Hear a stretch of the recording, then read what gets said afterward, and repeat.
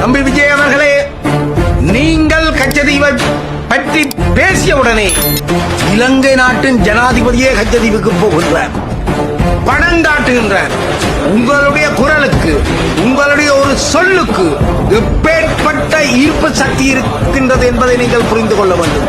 உங்களுடைய ஒவ்வொரு கூட்டங்களிலும், ஒவ்வொரு பேச்சுக்களிலும் ஈழத் தமிழனின் துன்பம், துயர் எடுத்துச் செல்லப்பட வேண்டும். செம்மணி கொலைகளை பற்றி, சர்வதேச விசாரணைகளை பற்றி, முள்ளிவாய்க்கால் படுகொலைகளை பற்றி, தமிழினம் பட்டுக் கொண்டிருக்கின்ற, துயரப்பட்டுக் கொண்டிருக்கின்ற, துன்பப்பட்டுக் கொண்டிருக்கிற சொல்லனா துயரங்களை ஒவ்வொரு கூட்டங்களிலும், ஒவ்வொரு சந்தர்ப்பங்களிலும் நீங்கள் வெளிக்கொணர வேண்டும் என பத்தி எவ்வளவு பேர் பேசிட்டாங்க. ஆனா ஒன்னும் நடக்கல. விஜய் ஒரே ஒரு வார்த்தை கட்சியை மீட்டாங்கன்னு தான் பண்ணாரு.